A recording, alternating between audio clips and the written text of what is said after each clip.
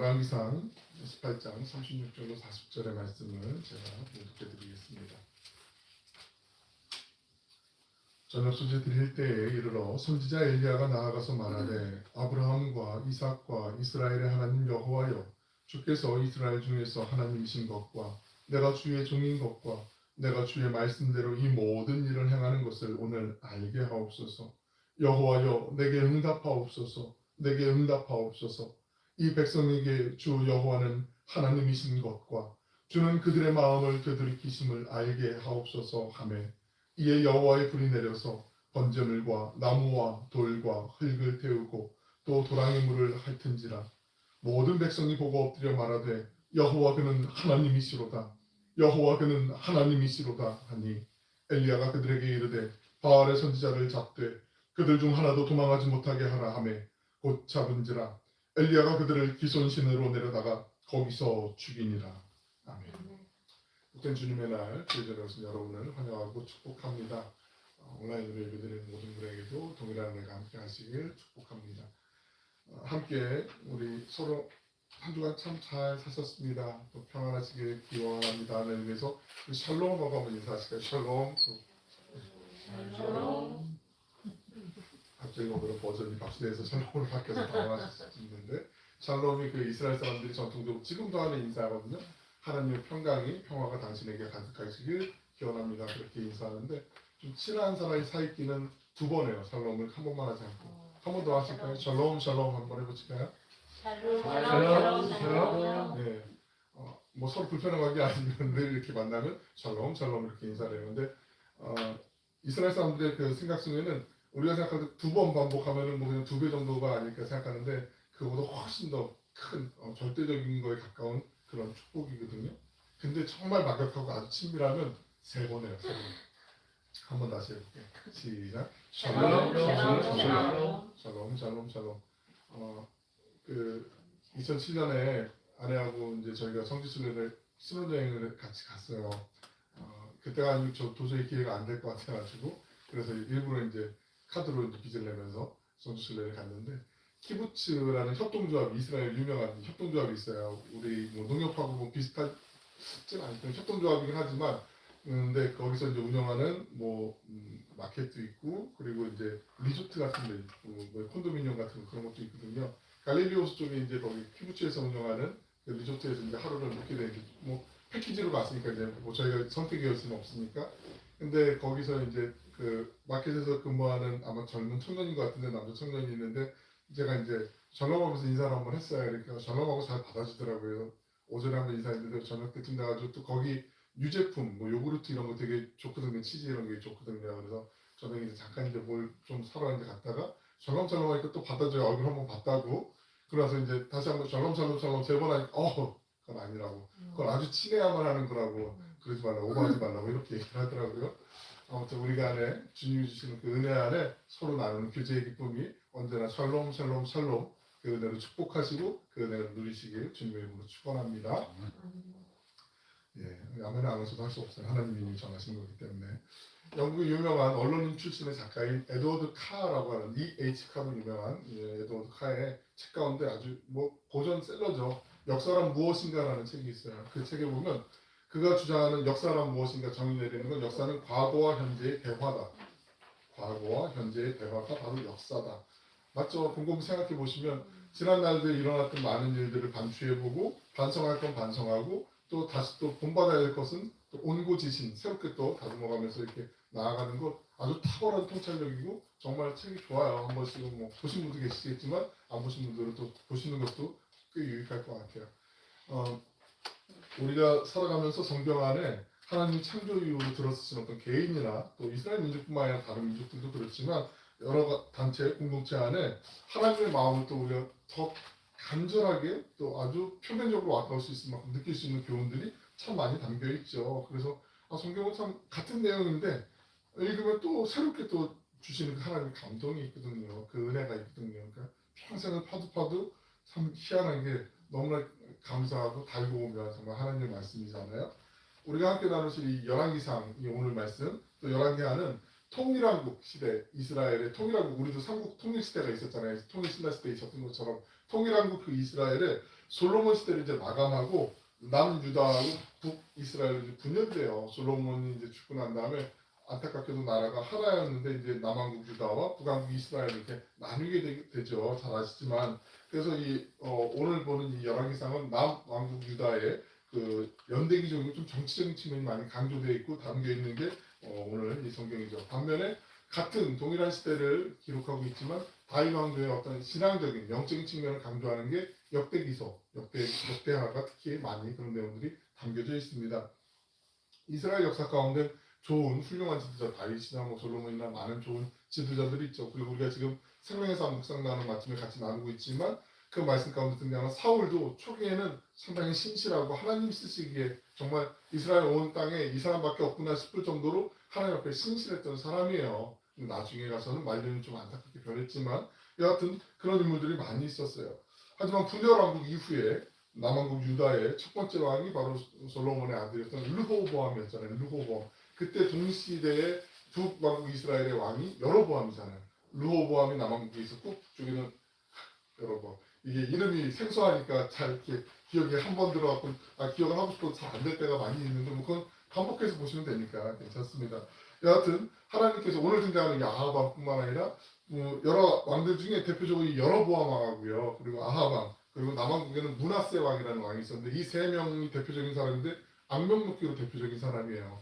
아주 못된 짓을 많이 했어요. 특별히 하나님 앞에서 이스라엘 백성들이 하나님만을 바라보고 믿고 살기를 그렇게 백성들에게 가르치고 모범을 보여야 될 지도자였는데 오히려 그 반대의 길을 가도록 그렇게 사람들을 이끌어갔던 악명 높은 지도자들이었거든요. 성경에 여로보암에 대해서 이렇게 말씀하고 있는데 제가 읽어드릴게요. 열왕기상 14장 15절 16절을 보시면 여호와께서 이스라엘을 쳐서 물에서 흔들리는 갈대같이 되게 하시고 이스라엘을 그의 조상들에게서 주신 이 좋은 땅에서 뽑아 그들을 강 너머로 흩으시리니 그들이 아세라상을 만들어 바알과 아세라 우상신이잖아요. 아세라상을 만들어 여호와를 진노하게 하셨음이니라. 여호와께서 여로보암의 죄로 말미암아 여로보암 북왕국 이스라엘의 여로보암 왕 첫 번째 왕 여로보암의 죄로 말미암아 이스라엘을 버리시니 이는 그도 범죄하고 이스라엘로 범죄하게 하였음이니라 라고 말씀하고 계세요.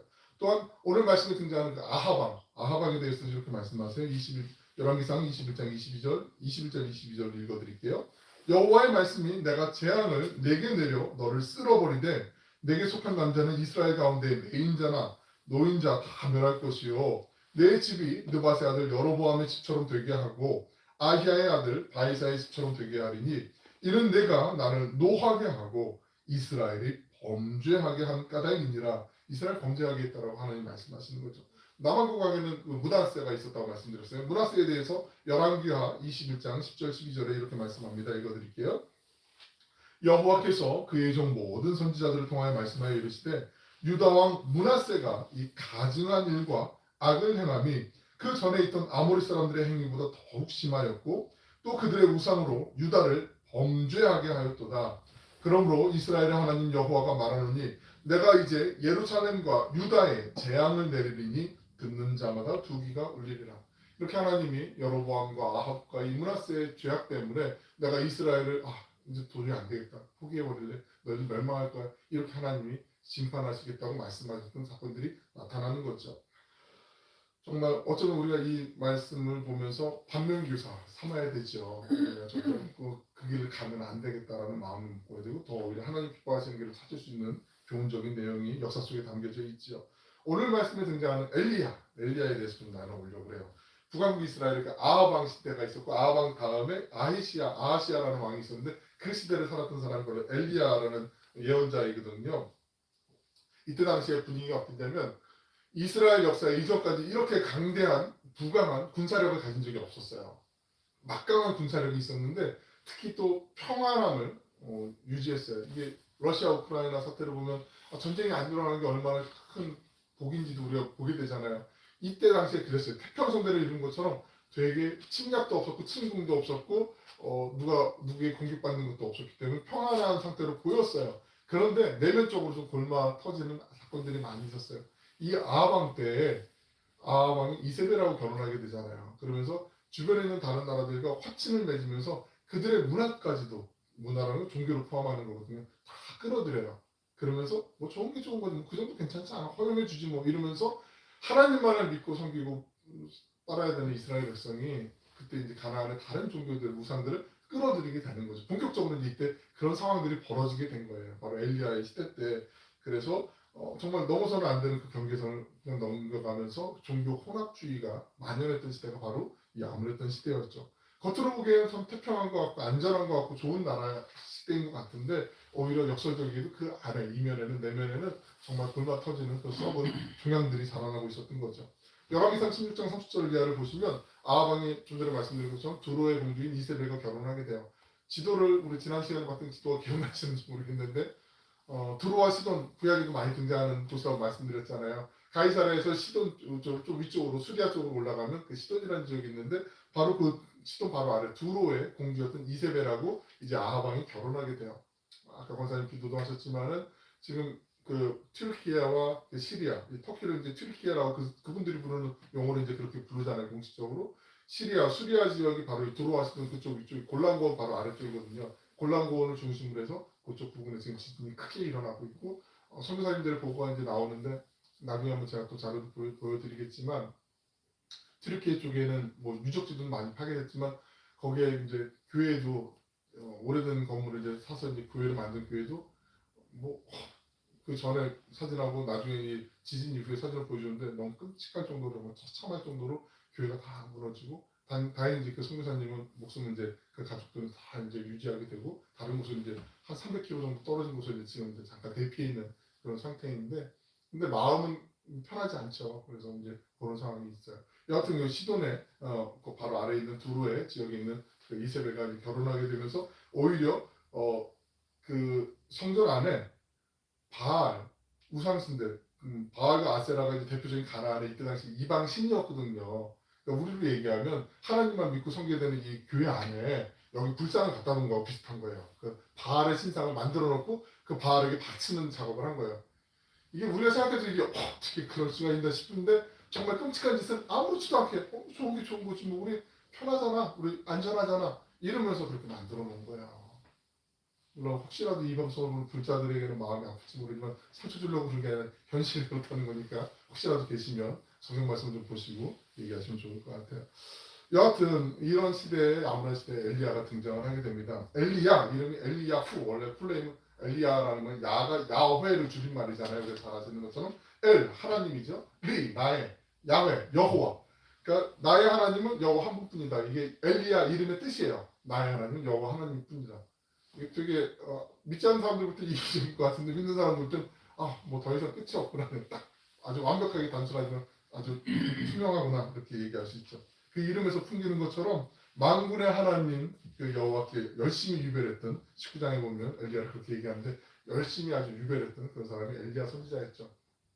갈멜산 아까 성지순례 갔다고 말씀드렸으니까 그때 찍었던 사진 보여드릴까요? 잘 안 보이실 수 있는데 그때는 스마트폰 이런 게 없었으니까 2007년이니까 벌써 조금 됐네요 시간이. 그때 아주 유행했던 디지털 카메라로 디카로 오른쪽 아래 보면 날짜도 좀 나와 있는데 그 왼쪽 위에 보시면 갈멜산인데 이 갈멜산이요 그냥 우리가 생각하는 게 하나의 삐죽한 산이 아니고 혹시 그 배를 타고 제주도에 한번 가보신 적 있으세요? 배를 타고 가서 보면 한라산을 정점으로 해서 섬이 이렇게 길게 이렇게 돼 있는 거 보신 분 계실 텐데 그런 느낌이에요. 약간 갈멜산이 이게 길이가 한 26km 정도 되거든요. 그러니까 높은 산이 아니라 그냥 산책해야지 하면서 갈 수 있는 퍼봐야 한 600m 정도 그 정도 되는 이렇게 서서히 올라갈 수 있는 그래서 첫인지 중간쯤에 올라가거든요. 그 밑에 왼쪽에 밑에 보시면은 저게 엘리야 석상인데 거기 넓은 평지 같은 평평한 데가 있어요. 그래서 거기 이제 엘리야 기념교회가 있고 그 앞에 이 석상이 이제 엘리야의 뭐 위험이 넘치는 모습이 저기 딱 묻어 있고 그 앞에 보시면 위에 왼쪽에 오른쪽 위에 보시면은 이건 제가 찍어서 잘 각도를 그때 몰라가지고 이제 찍었는데 이스르엘 평야가 있어요. 이곳에 이스르엘 평야 그쪽으로 이제 밑에 보시면은 이제 그 기손 시내가 시내가 그러는데 그 밑에가 제가 이제 어제 웹 서치하면서 이제 찾은 사진인데 밑에 이제 시내가 그리고 이것도 벌써 이제 조금 이제 비슷한 구도를 찾았는데 옆에 이제 마을들이 좀 생기고 좀 건축물들이 많이 늘어났더라고요. 그러니까 엘리야가 오늘 말씀의 끝에 보면은 바알과 아세라를 섬기는 그 선지자들과 대적해서 싸우면서 이기고 난 다음에 그 바알과 아세라를 섬겼던 850명의 선지자들이 저 기손 시내까지 이제 내려가면서 거기서 다 이제 그들을 죽이게 되는 그 싸움에서 이제 끝나게 되는 그 장면이 나타나요. 그러니까 이 갈멜산도 한번 언젠가 가시는 날이 분명히 있을 거라고 믿고 그날을 위해서 기도해 보겠습니다. 하여튼 이런 그 상황에 역사적인 장소가 있다라는 거 기억해 보시고요. 여러분 혹시 뭐 예전에 지금은 뭐 그런 거 안 쓰는데 예전에 영화나 뭐 드라마 소재로 많이 나오고 뭐 회자되는 얘기 농담처럼 17대 1로 싸웠다 뭐 이런 얘기들 난 전설이었다 뭐 이런 얘기 많이 나오는데 여러 사람과 싸워보신 적 있으세요? 이상하죠. 싸워본 적 있어 그러면은 그렇구나라고 생각할 수 있는데 그 요즘은 명절이 아니어도 그 극장에 가는 게 뭐 흔한 일이잖아요. 일상 가운데 하나가 됐는데 불과 한 세대 전만 해도 극장 가는 곳서 마음도 먹고 준비도 좀 하고 옷도 좀 잘 입고 그러고서 다 반정도 하고 명절 때 아니면 뭐 특별한 때 아니면 잘 가게 안 됐잖아요. 그러시죠. 저도 막 젊다고 생각하는데 벌써 시간이 보니까 좀 지났더라고요. 한 40년이 좀 안 됐지만 30여 년 전에 중학교 다닐 때 그때 이제 그때는 보통 이제 추석 때, 설 때 이러면은 TV에서 특선 영화 해가지고 한두 해 정도 지났던 유명한 영화들 많이 틀어주잖아요. 그때 이제 유행했던 영화 중에 하나가 이제 홍콩 쪽 액션물들이 많이 유행했는데 이소룡, 브루스리 그리고 또 성룡, 제키찬 유명했잖아요. 이소룡의 트레이드 마크인 우리 그냥 트레이닝복 이름이 이상하고 추리닝 이래야 좀 정겨운 그 노란색 그 추리닝을 입고 정문문이라는 영화 아마 보셨을 거예요 많이. 그래서 이소룡 특유의 제스처 뭐 코드만주 아비오하고 쌍절곤도 돌리고 막 이러는 장면. 친구 중에 한 녀석이 추석 지나고 이제 딱 학교 왔는데 거기에 너무 심취했나 봐요. 너무 깊은 은혜를 받았던 것 같아요. 점심시간에 이제 밥 먹고 난 다음에 밥 물론 그제 다 까먹죠 도시락. 뭐한 2교시 끝나면 뭐 먹고 냄새 나서 냄새 난다고 혼나고 막 중학교 때도 그랬는데 고등학교 때도 친구들 있는 데서 이 녀석이 다 덤벼 그러면서 막 앞에 그러면서 이러는 거예요. 친구들 그래 알았어. 한 10명 정도가 덤볐는데 얘가 막 살려달라고 용서해달라고 막 이러고 빌고 막 깔리고 막 꿀밤 맞고 딱밤 맞고 그러면서 눈물 흘리면서 현실하고 영화하고 완전히 다른 거잖아요. 근데 오늘 말씀의 장면이 정말 성경에 보면 묵상하고 묵상해봐도 정말 통쾌하고 맞아 하나님의 뜻이 이렇게 세워지면 좋겠구나 하고 좀 마음에 잔잔한 깊은 울림을 주는 말씀이 바로 오늘 갈멜산에서 이루어졌던 엘리야 선지자와 바알과 아세라를 섬기는 850명의 선지자와의 대결이거든요. 이 내용이 잘 알고 계시지만 한번 좀 정리를 해볼게요. 바알을 섬기는 선지자들이 850명 있고 엘리야가 선지자가 이제 신앙적으로 위축된 상황에서 엘리야 선지자와 만나게 되죠. 그러고 나서 우리가 그러면 재물 송아지 2마리를 준비해 놓고 불로써 응답하는 신이 바로 참 하나님이시다라는 걸 우리가 서로 인정하자. 좋다 서로 그러면서 이제 뭐예요? 그래서 송아지 2마리를 이제 재물을 준비하게 되죠. 그리고 바알과 아세라를 섬기는 선지자들이 이제 오전부터 정오까지 낮 12시 정도까지 이제 집단적으로 막 기도도 하고 바알의 이름도 부르고 그때 엘리야가 바알이 잠자고 있는지 모르니까 좀 크게 불러봐라 세게 불러봐라 뭐 이러면서 이 사람들이 열받아가지고 이제 막 자해공갈 비슷하게 자기 몸을 자해하면서 피를 흘리면서 막 이렇게 기도를 하는데 아무리 불러도 개미 소리 한마디 들리지 않고 뭐 어떤 그림자도 없어요. 그때 이제 오후 제사를 드릴 때쯤 돼서 엘리야가 자 이제 나오시죠. 그리고 나서 12지파의 수요를 따라서 다윗의 그 야곱의 12지파의 수요를 따라서 이제 제단을 쌓게 돼요. 그리고 제단을 만들어 놓고 제물을 올리고 난 다음에 그 옆에 도랑까지 이제 만들어 놓게 되죠. 그리고 물통 4개 3번 12통이 된다는 이스라엘이 12지파니까 12지파를 상징하는 거겠죠. 거기다 흥건히 부어요. 그래서 혹시라도 저거 혹시 뭐 마찰열에 의해서 뭐 햇빛이 너무 많이 낮에 장렬한 태양이 있으니까 뜨거워서 저 불 붙은 거에 자연발화인가 이런 가능성 아예 차단시키면서 물을 흥건히 넣어서 도랑까지 철철 넘치게 하지요. 그러고 난 다음에 엘리야가 기도해요. 기도하면서 하나님 불로써 응답하게 되죠. 그러고 나서 거기에 모여있던 이스라엘 백성들과 바알과 아세라를 섬겼던 그 제사장들이 하나님이 참 신이구나 여호와가 참 신이구나 그렇게 고백하는 장면이 그래서 그들을 다 쫓아내려가서 아까 화면에서 보셨던 것처럼 기손시내까지 내려가서 그들을 다 이기게 되는 그런 장면이 오늘 말씀의 핵심이잖아요. 우리가 이 말씀을 보면서 정말 하나님 통쾌한 승리를 주셨구나 감사하구나 거기에 많이 큰 은혜를 받고 또 감동의 울림을 받는데 거기에만 머물러 있으면 정말 오늘 이 열왕기상 18장을 통해서 하나님이 우리에게 주시고자 하는 중요한 마음을 좀 비껴갈 수가 있어요. 오늘 그걸 좀 나누려고 해요. 그래서 제가 설명 좀 길게 드린 거예요.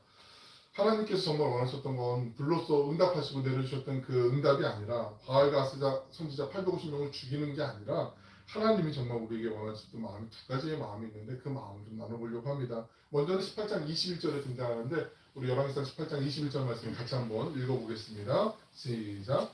엘리야가 모든 백성에게 가까이 나아가 이르되 너희가 어느 때까지 둘 사이에서 머뭇머뭇하려느냐.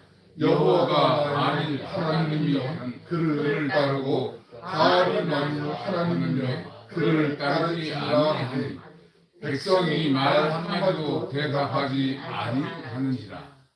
바알과 하나님 사이에서 머뭇머뭇거리는 그 백성들의 마음 한편으로는 이해가 돼요. 왜냐하면 그래도 바알 신상도 갖다 놓고 바알과 아세라를 섬기는, 그리고 아합 왕과 그 아내였던 이세벨이 아주 정말 대단한 여인 같아요. 정말 무섭기도 하고 되게 대단한 인물이었던 것 같아요.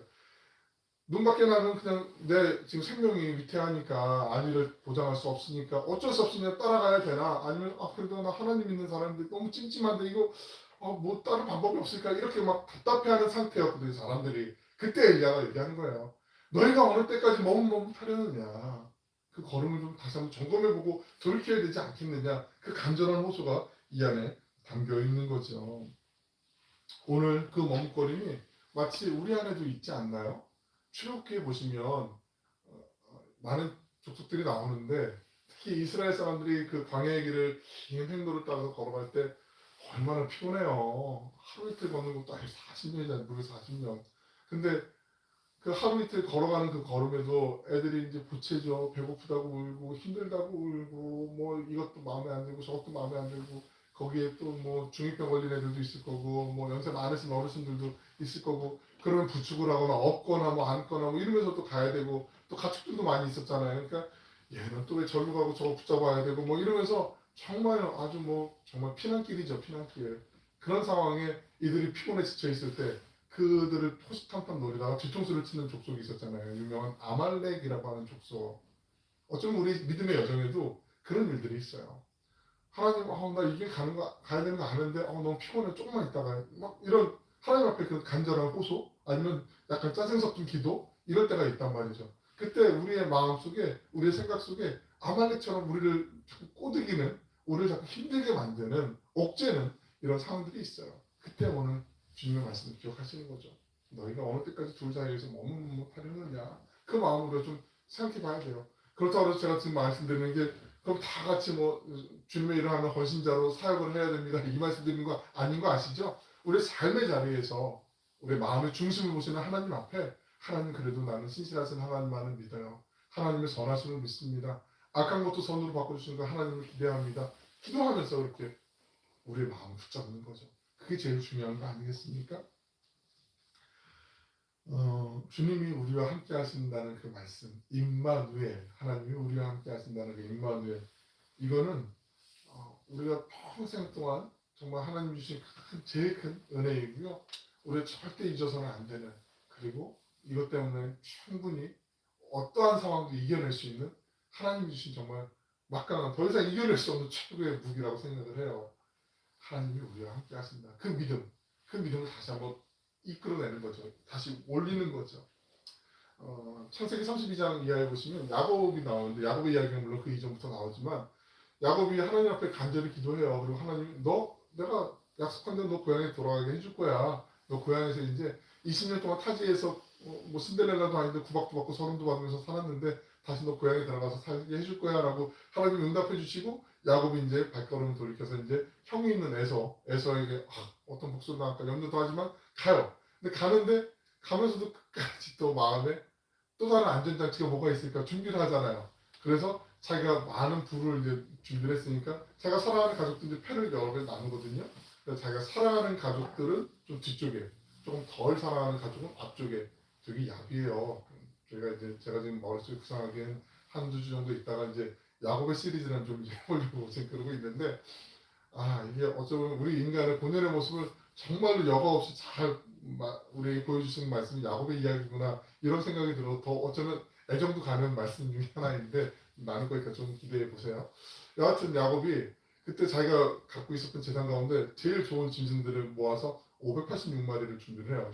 형에게 드릴 뇌물로 이렇게 준비를 해요.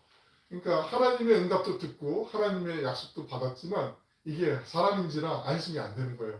그래서 보험 하나 더 들어놔야 되는 거예요. 이런 마음들이 있었단 말이죠. 우리가 정말 하나님이 마음의 중심을 보신다고 할 때 너 왜 이렇게 배짱이 좋아? 너 왜 이렇게 믿음이 이거 뭐야 무대뽀야? 막 이렇게 누가 얘기해도 흔들리지 않는 거. 이건 정말 누가 해줄 수 있는 거 아니거든요. 우리 한 분 한 분 각자가 해야 되는 거거든요. 기도하는 거예요. 그래서 하나님 제 마음 변치 않게 해주세요. 지켜주세요. 하나님을 더 알고 싶고 하나님께 더 가까이 나아가고 싶어요. 하나님을 전적으로 믿고 싶어요. 하나님 제가 믿음 없는 거 아시잖아요. 하나님을 도와주셔야 될 것 같아요. 하나님 지켜주세요.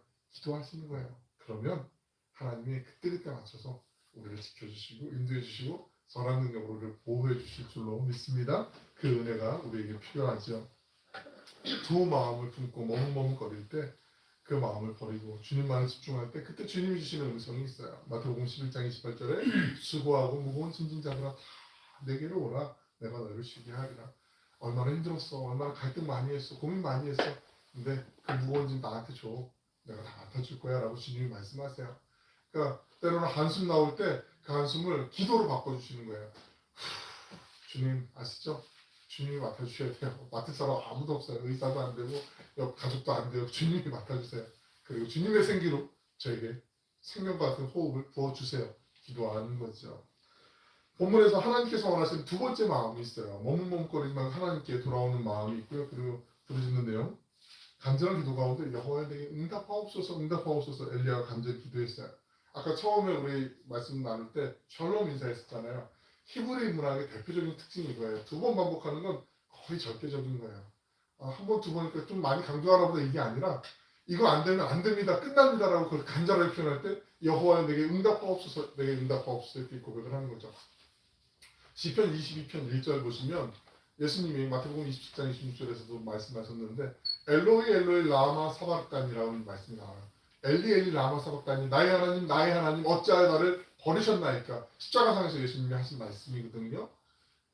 히브리 사람들의 문화 가운데 두 번 반복하는 건 간절한 절대적인 탄식과 통곡이 담겨져 있는 강조의 법이라는 거죠. 엘리야가 기도한 그 간절한 기도의 내용이 무엇이었냐면 내가 기도할 때 하나님 이 850대 싸움 나 겁나거든요. 하나님 도와주세요. 이기게 해주세요. 이 기도 아니었잖아요. 나 좀 뽐나게 해주세요. 나 좀 인정받게 해주세요. 이거 아니었잖아요. 잘 아시는 것처럼 18장 37절 말씀 우리 같이 한번 읽어보실까요? 오늘 본문 37절 말씀 시작. 여호와여 내게 응답하옵소서 내게 응답하옵소서 이 백성에게 주 여호와는 하나님이신 것과 주는 그들의 마음을 되돌이키심을 알게 하옵소서. 엘리야가 원했던 것은 하늘에서 불이 내리는 어떤 사람들이 우와 대단해 깜짝 놀라는 어떤 이벤트 같은 게 아니라 내가 좀 사람들에게 주목받는 것이 아니라 하나님이 하나님이신 것을 이 사람들이 알게 하시고 하나님께로 돌이키게 해주시옵소서. 이 마음이었다는 거죠. 우리가 회개 그럴 때 회개는 다른 게 아니에요. 회개는 말 그대로 내 걸음을 하나님이 원하시는 걸음이 아니라 하나님께로 돌이키는 거, 방향을 바꾸는 거, turning to the God, 하나님께로 돌이키는 것을 회개라고 해요. 구약에서 히브리어로 슈브라는 단어를 많이 쓰고요. 신약에서는 메타노이아라는 단어를 많이 쓰는데 이거 다 자체가 가던 길에서 방향을 돌이키는 거, 하나님께로 돌리는 거 회개라고 하거든요.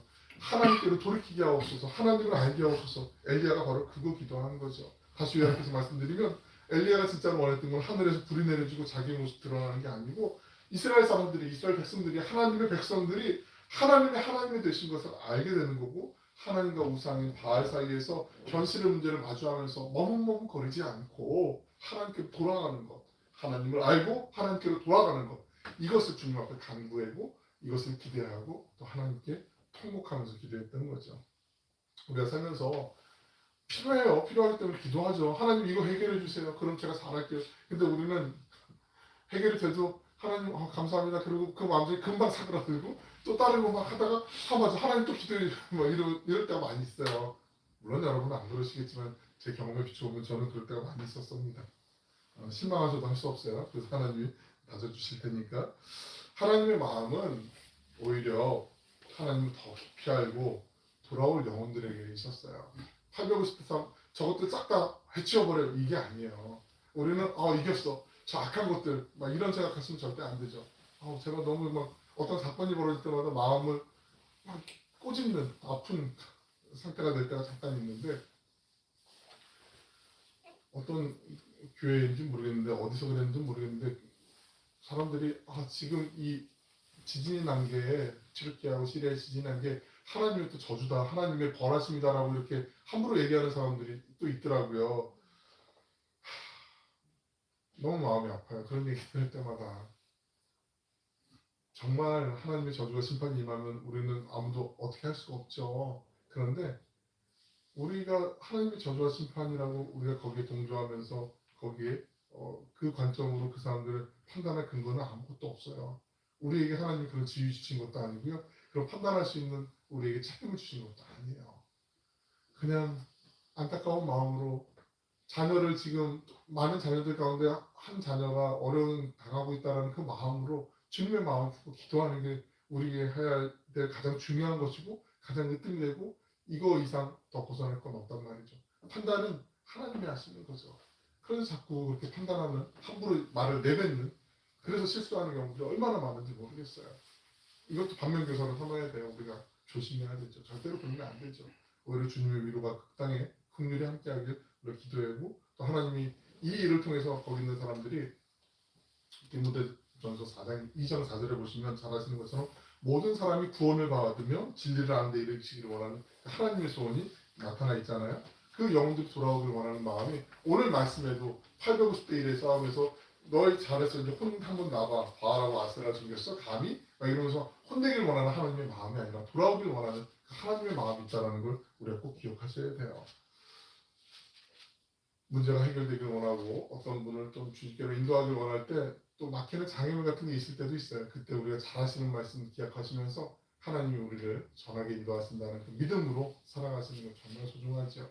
빌립보서 4장 6절 7절에 있는 말씀을 같이 한번 외우시면 좋겠지만 한번 읽어보실까요? 시작. 아무것도 염려하지 말고 다만 모든 일에 기도와 간구로 너희에게 구할 것을 감사함으로 하나님께 아뢰라.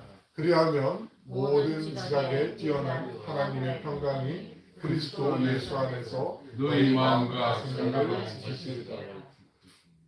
이 말씀 그냥 통째로 외우시면 좋겠어요. 우리 늘 언제나 주님 앞에 기도할 때 하나님 이 싸움에서 이기게 해주세요. 제가 좀 드러나게 해주세요가 아니라 하나님 이 사건을 통해서 하나님과 바알 사이에 세상 사이에 머뭇머뭇거리는 발걸음이 다시 하나님께로 돌이키게 하여 주시고 하나님이 하나님 되시는 것을 이 백성들이 깨닫게 하여 주시옵소서. 하나님만을 바라보고 섬기는 이 나라가 되게 하여 주시옵소서. 우리의 가정이 되게 하여 주시옵소서. 이 동네시가 되게 하시고 우리의 지역이 되게 하여 주시옵소서. 이 기도가 바로 이 한 주간 우리의 기도가 되게 하시고 그 은혜 안에서 하나님만을 오롯이 바라보시며 따라가는 복된 걸음 되시길 주님의 이름으로 간절히 축원합니다.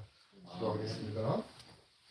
사랑을 풍성하시고 자비로우신 아버지 하나님, 많은 혼돈과 어지러움으로 둘러싸인 시대를 살아가면서도 주님께서 우리를 향하신 그 놀라우신 은혜를 예비해 주심을 바라보지 못하고 때로는 절망하고 힘겨웠던 시간들도 있습니다. 하나님 주님 십자가 앞에 내려놓습니다.